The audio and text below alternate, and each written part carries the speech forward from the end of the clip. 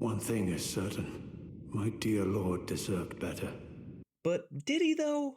In this video, I'm going to be both the prosecutor and the defense attorney for the Lord of Blood. Let's go over what we know for certain.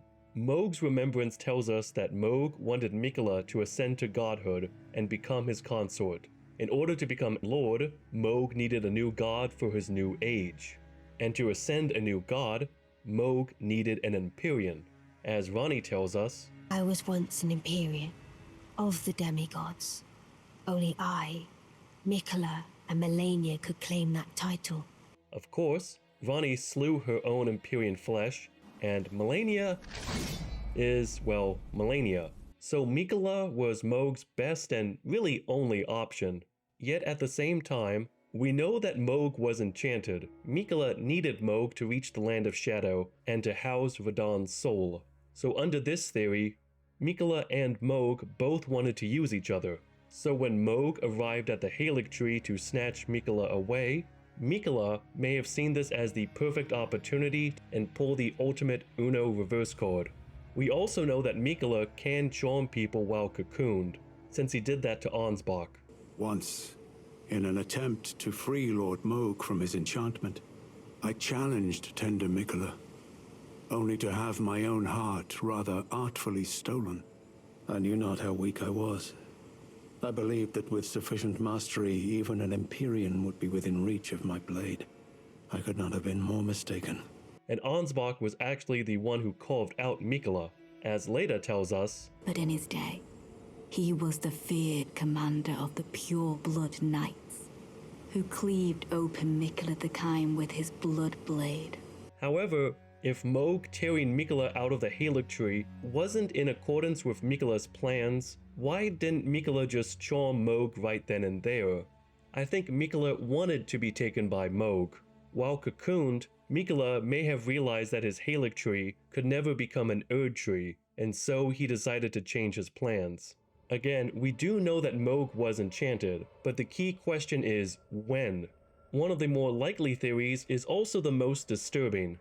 Since George R.R. Martin is a co-writer, I think Miquella may have charmed Mohg the first time Mohg tried to share his bloody bedchamber with Miquella. Miquella enchanting Mohg would have been an act of self-defense. It's even more explicit in the Japanese. The kanji used for bedchamber is the same one used for a married couple. The key obstacle to fully declaring Mohg innocent is the fact that he was still trying to carve out Miquella.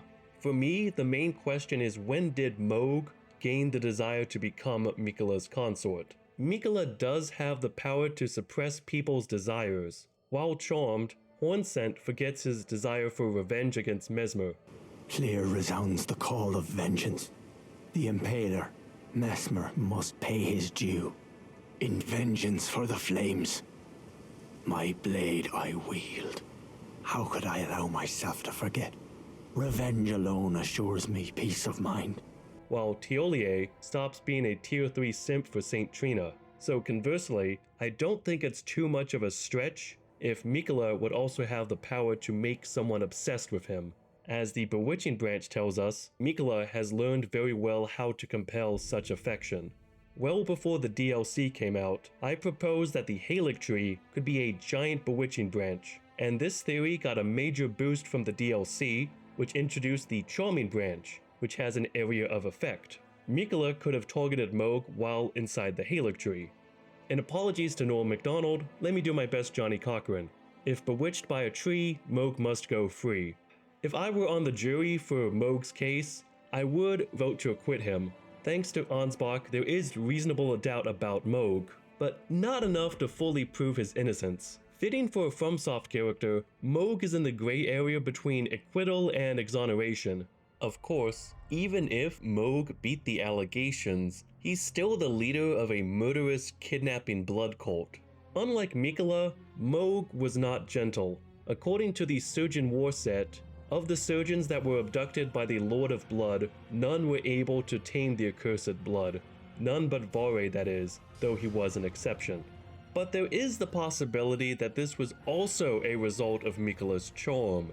Now, a major reason why so many people, myself included, are giving Mohg a second look is because he earned the loyalty of Ansbach, who is my favorite NPC in the DLC. It's hard to believe that Ansbach, who is so cool, calm, and collected, would devote himself to the Mohg we see in the game, a demigod that even the game marks as a raving lunatic.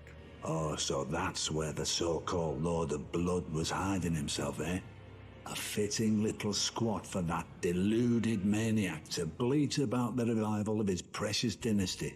The fact that Ansbach swore allegiance to Mohg raises so many questions. What did he see in a demigod like Mohg? What happened to the Mohgwyn dynasty? How did they go from this Righteous tarnished. to this? You are maidenless. Not only is there a clear difference in attitude between the two men, Vare and Ansbach also have very different goals for serving Mohg. Ansbach is concerned with Mohg's dignity. I thirst with blade aloft, blood afire, for the dignity of my lord and master Mohg. And he is outraged when he finds out about Miquella's true intentions. He desires only his empty shell. It beggars belief, but I'm afraid tender Miquella fails to grasp the humiliation implied by this act. There's also an intriguing parallel between Ansbach, who fights for Mohg's dignity, and the Gelmir Knights, who were once loyal to Praetor Rykord, a lord that fell from lofty ambition into gluttonous depravity. As the lord lost his dignity, so too did these knights lose their master. Of course, we know that Rykord willingly gave himself to the serpent. There were no femboys involved. In contrast, Vare preaches about love. Luminary Mohg has strength, vision, and of course, love. One day you will be elevated, deservedly, basking in love. Which may have been a corruption of Miquella's influence. Pure and radiant, he wields love to shrive clean the hearts of men. There is nothing more terrifying. However, I don't think there is enough to exonerate Mohg from the blood cult allegations. One of the most well-known tropes about cults is that they use charismatic figures for recruitment. So the fact that Ansbach is in service to a blood cult isn't too far-fetched. What's more, as we learned from Ansbach's attire, Ansbach understood that keeping his oath to his old master was not an act of logic, nor would it bear any justice, but it was for these very reasons he was unable to let go. Before I end, I just want to note there is a fierce debate about whether or not Radahn consented to Miquella's plans. I have a separate video where I make the case for why Radahn was charmed, and for a different take, I highly recommend Smotown's very thorough video. But while Radahn's role is contested, Mohg did not consent to Miquella's ultimate plans. How do we know this? Well, Mohg tells us. Is mine and mine alone. Mohg does not want to share Miquella with anyone else. This is also backed up by the DLC. Freya and Ansbach are both part of the inner circles for their demigods, yet while Freya knows about the vow between Miquella and Radahn, Ansbach is completely blindsided by the role Mohg is to play in Miquella's plans. I'll also point out that if Mohg is guilty, having his body used without his consent would be a very ironic punishment. Anyway, thank you so much for watching. I'd love to know what you think. Oh, Daddy.